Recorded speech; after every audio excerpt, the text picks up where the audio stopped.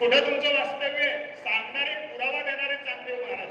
चांगदेव महाराज सांगतात, आई साहेब तुम्ही धन्य, तुम्ही परात्पर असणारा परब्रह्म मला दाखवलं, परंतु पुढे जर भविष्यात तुमच्या दर्शनाकरता यायचं असेल, एखाद्याला तुमची कृपा संपादन व्हावी असं वाटत असेल, एखाद्याला यायचं झालं त्यानं कुठं जावं? ते देवाने सोमेश्वर तापी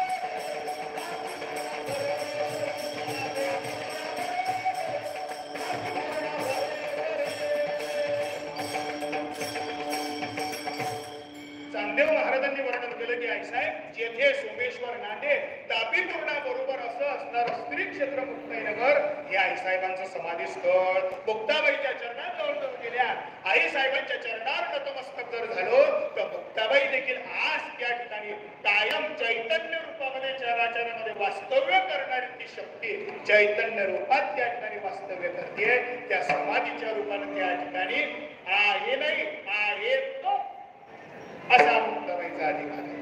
त्याच्यानंतर निवृत्तीनाथ दादा त्र्यंबकेश्वरला, काल आपण महाराष्ट्राच्या मुखातून संपूर्ण निवृत्तीनाथ दादाचा महिमा काय आहे तो आपण सर्व ऐकला. सुंदर चित्र महाराष्ट्राच्या अमृतमयवाणीतून आपण श्रवण केलंय. समाधी त्र्यंबक शिखरी मागे शोभे ब्रह्मगिरी, अशा भगवान त्र्यंबकेश्वराच्या त्या भूमीमध्ये निवृत्तीनाथ दादांनी आजच्या पवित्र तिथीला समाधी घेतली. आणि म्हणून मनुष्याने आपल्या उद्धाराकरता या संतांच्या जवळ जावं, त्यांच्या तीर्थयात्रा कराव्या आणि यात्रा केल्यानंतर त्यांच्या समाधीवर नतमस्तक व्हावं. कारण जो यांची यात्रा करतो, समाधीवर नतमस्तक होतो, त्याचाच उद्धार होत नाही. महाराज सांगतात, यांची यात्रा करून त्यांच्या समाधीवर नतमस्तक होणाऱ्याचा सर्व पूर्वजांचा उद्धार होतो.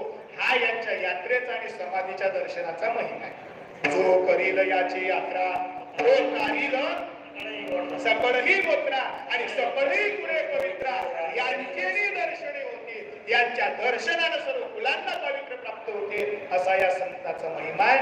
त्या थोर संतांमध्ये भगवान शिवाचा अवतार असणारे स्वामी निवृत्तीनाथ महाराज, त्या निवृत्तीनाथ दादांनी आजच्या पवित्र तिथीला, पावन तिथीला श्री क्षेत्र त्र्यंबकेश्वर, या त्र्यंबकेश्वराच्या पावन असणाऱ्या 12 ज्योतिर्लिंगापैकी एक असणारे ज्योतिर्लिंग जे भगवान त्र्यंबकेश्वर आपल्या सर्व इच्छा पूर्ण करणारे त्र्यंबका तीर्थराज, आपण दररोज सकाळी म्हणतो पूर्वेला अंतरीचे राज, आपल्या मनातल्या सर्व इच्छा पूर्ण करणारे भगवान शिव. आणि त्या शिवाचा अवतार आहे निवृत्तीनाथ दादा.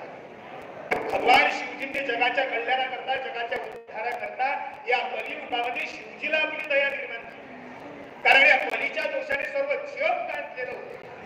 आणि या कलियुगाचे दोष फार भयंकर, कारण या कलियुगात जे घडतंय ते सर्व विपरीत आहे, सर्व विपरीत घडतंय. आमचे विशाल महाराज फार सुंदर त्या निर्गुण निराकार त्याच्यामध्ये कलियुगाचं वर्णन करतात. त्यांच्या गोड आवाजामध्ये काय सुंदर म्हणतात ते, कलियुगाची दादा ऐकावी थोरी. आता भगवंताने त्यांना निसर्गता दिलेली आहे. हे सर्व प्रयत्न करून काही गोष्टी मिळत नसतात. काही गोष्टी मिळण्याकरता भगवंताची किंवा साधू संतांची विशेष कृपा असावी लागते. आणि त्यातली विशेष कृपा म्हणजे आमच्या विशाल महाराजांवर. ते त्यांची स्तुती नाही पण वस्तुस्थिती.